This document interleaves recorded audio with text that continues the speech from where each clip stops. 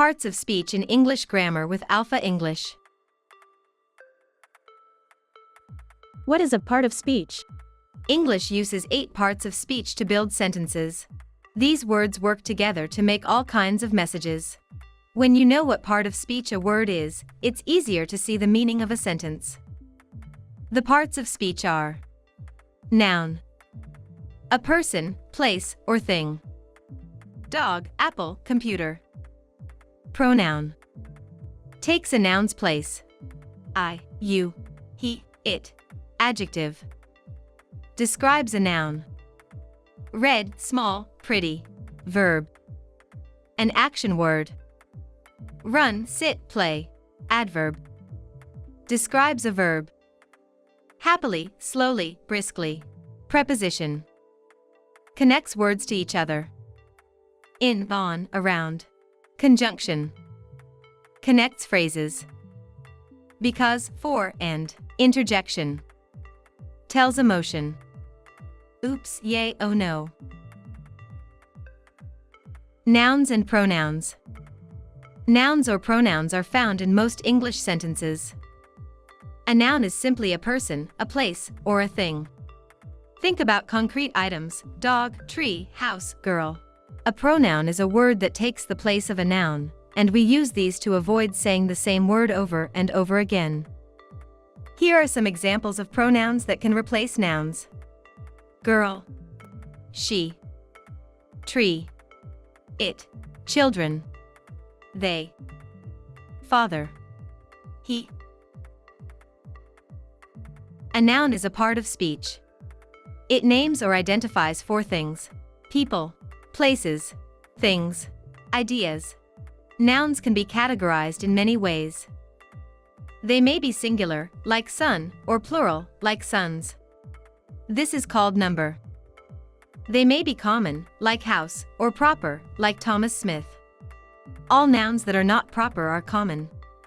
They may be concrete, like street, or abstract, like love. All nouns that are not concrete are abstract.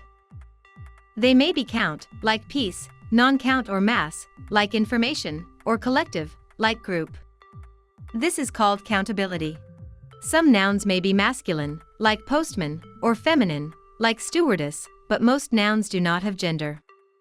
Nouns that are masculine or feminine are said to have noun gender. Properties of a noun or a noun phrase or noun clause. A noun can be the subject of a finite verb. The boy threw the ball. Here boy is a noun, acting as the subject to the verb threw. A noun can be the object of a transitive verb. He ate his food.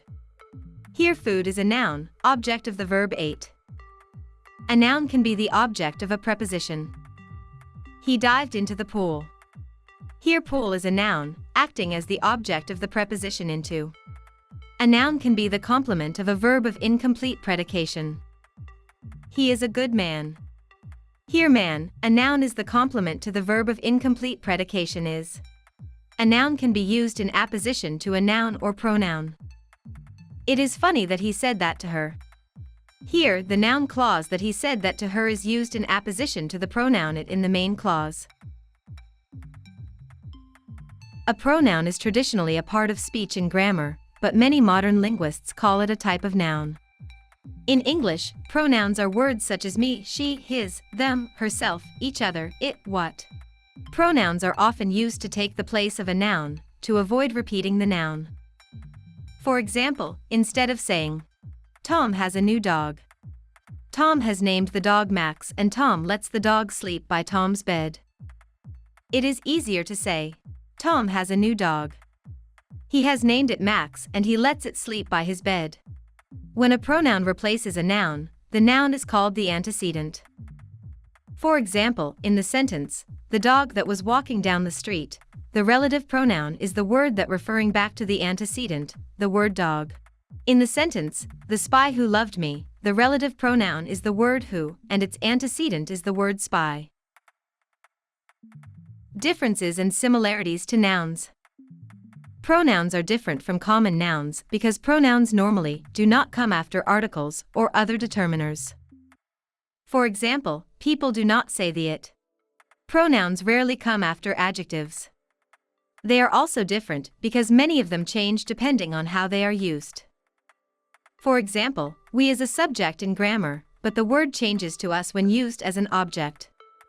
Pronouns are the same as nouns because they both change for number, singular and plural, case, subject, object, possessive, etc., and gender, male, female, animate, inanimate, etc.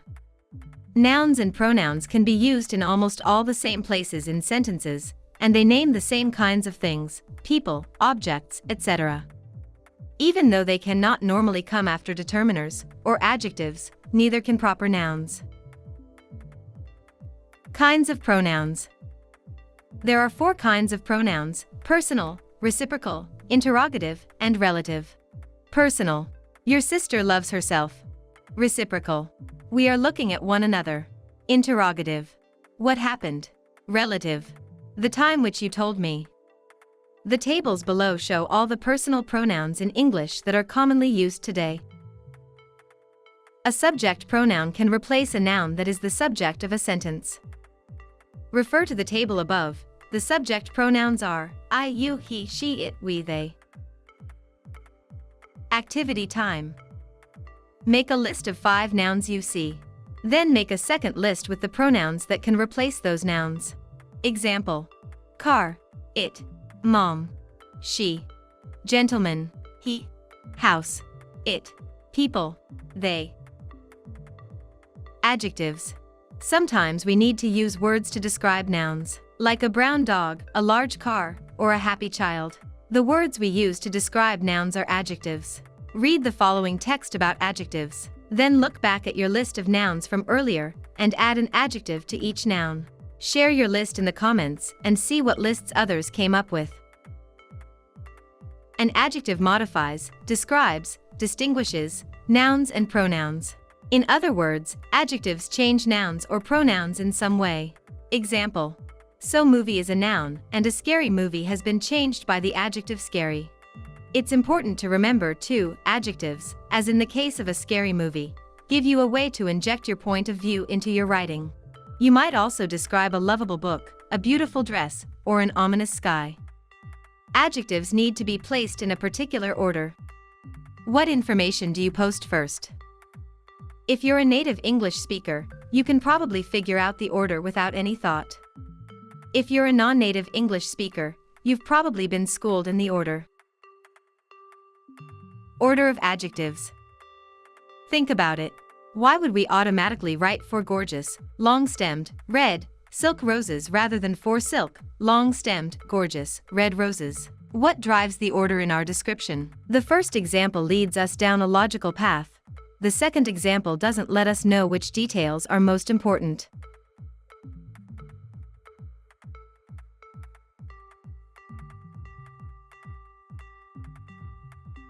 Types of adjectives. Comparatives and superlatives are types of adjectives. Comparatives provides a relative distinction, often end in er. Example: my World of Warcraft fighter is tougher than your character. Superlatives signifies the most extreme, often end in est. Example: my World of Warcraft fighter is the toughest character ever. There are also some adjectives that are irregular when you turn them into the comparative and superlative, and some, usually adjectives with 2 syllables, require that you simply add more or most in front of them. The following examples are of some regular and some irregular adjectives. Kind, kinder, kindest. Strong, stronger, strongest. Good, better, best. Bad, worse, worst. Careful, more careful, most careful. Awesome, more awesome, most awesome. Verbs and adverbs. Verbs and adverbs add action to sentences. A verb is a word that shows action: run, walk, sleep. An adverb is a word that describes the verb: quickly, slowly, well, bad. When we put them together, we can tell a reader more about an action: slowly drive, sing beautifully, behave badly. A verb is a kind of word, part of speech, that tells about an action or a state. It is the main part of a sentence. Every sentence has a verb. In English, verbs are the only kind of word that changes to show past or present tense. Every language in the world has verbs, but they are not always used in the same ways. They also can have different properties in different languages. For example, in some other languages, example, Chinese and Indonesian, verbs do not change for past and present tense. This means the definition above only works well for English verbs. There are 16 verbs used in basic English. They are be, do, have, come, go, see, seem, give, take, keep, make, put, send, say, let, get. Verb forms. In English and many other languages, verbs change their form. This is called inflection. Most English verbs have 6 inflected forms, but be has 8 different forms. Primary forms. Past, walked. Example, she walked home. Third singular present, walks. Example, she walks home. Plain present, walk. Example, they walk home. Secondary forms. Plain form, walk. Example, she should walk home. Gerund, walking. Example, she is walking home. Past participle, walked. Example, she has walked home. You should notice that some of the verb forms look the same. For example, the plain present and the plain form of walk have the same shape. The same is true for the past and the past participle. But these different forms can have different shapes in other verbs. For example, the plain present of be is usually are, but the plain form is be. Also, the past of eat is ate, but the past participle is eaten. When you look for a verb in the dictionary, it is usually the plain form that you look for. Kinds of verbs. English has 2 main kinds of verbs, normal verbs, called lexical verbs, and auxiliary verbs. The difference between them is mainly in where they can go in a sentence. Some verbs are in both groups, but there are very few auxiliary verbs in English. There are also 2 kinds of auxiliary verbs, modal verbs and non-modal verbs. The table below shows most of the English auxiliaries, and a small number of other verbs. Auxiliary verbs. Modal verbs. Can you play the piano? I will not be there. Shall we go? Yes, you may. You must be joking. Non-modal verbs. Have you seen him? I did see it. He is sleeping. Lexical verbs. I fell. I didn't fall. I had breakfast. I'm playing soccer. Must you make that noise? Have you seen him? I did see it. He is sleeping. Tense and aspect. Tense. Tense is mainly used to say when the verb happens, in the past, present, or future.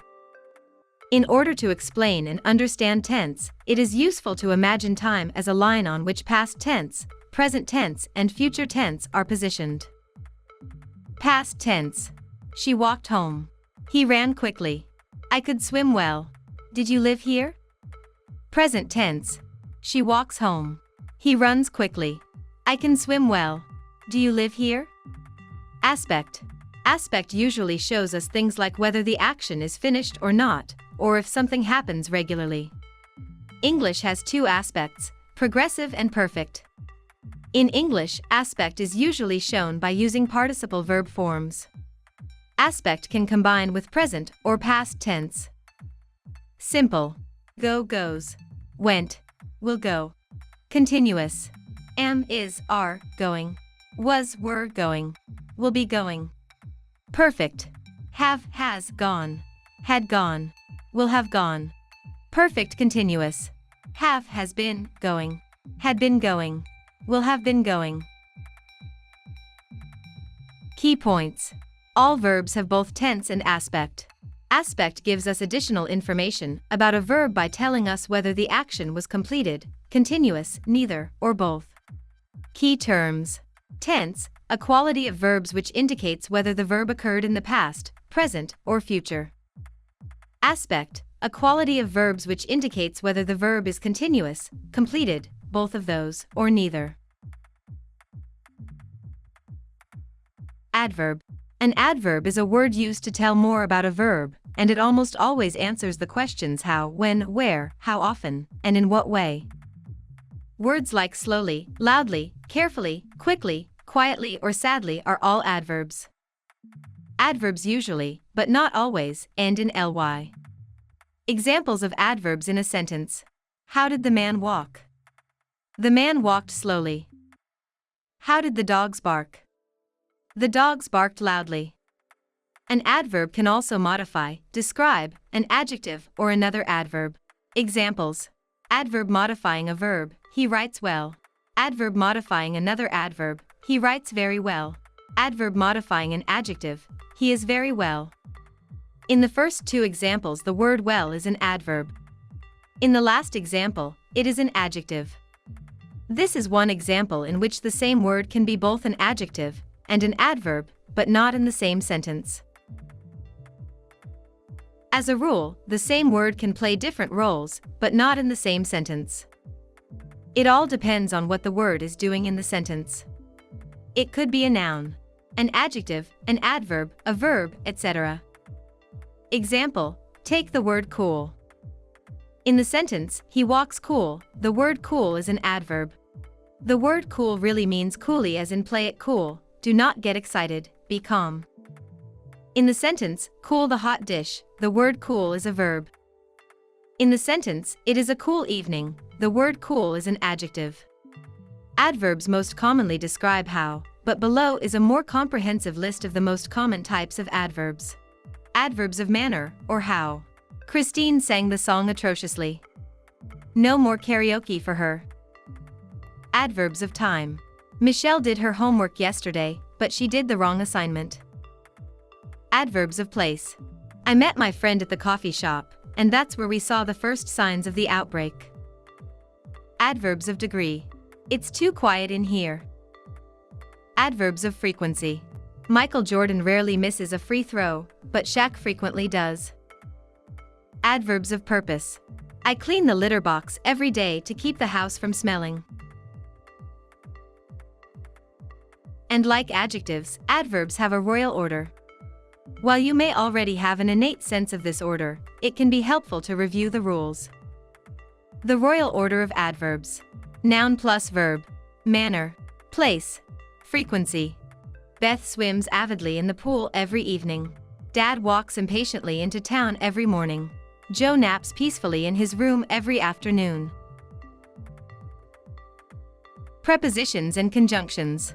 Now that you've had some practice using nouns, pronouns, adjectives, verbs, and adverbs, let's try putting them together to make sentences. Prepositions and conjunctions can help you do that.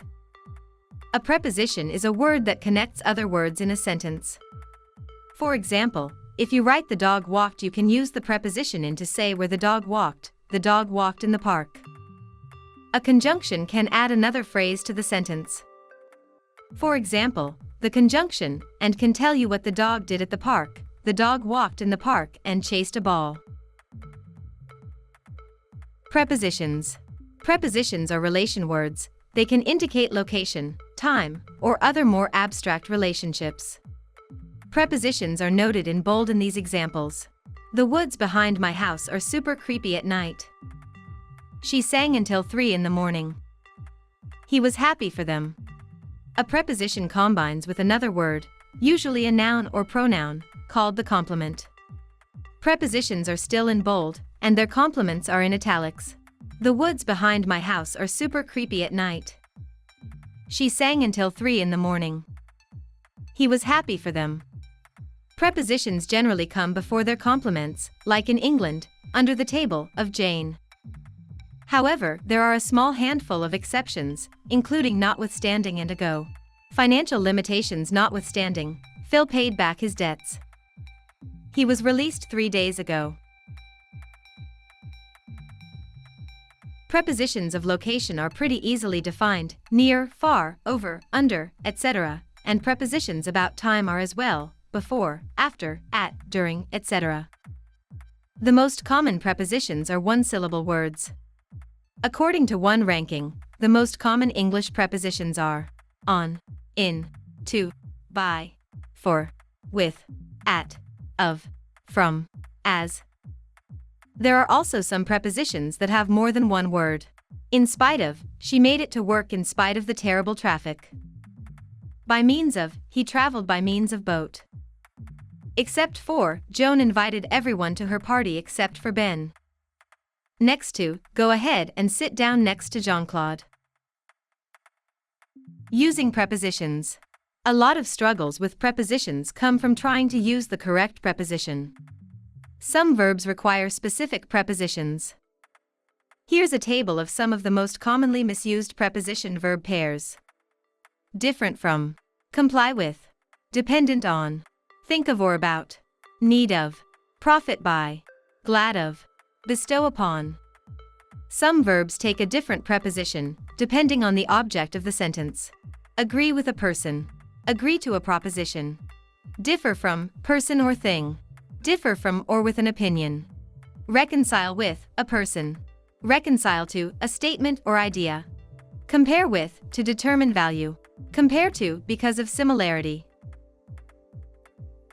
When multiple objects take the same preposition, you don't need to repeat the preposition.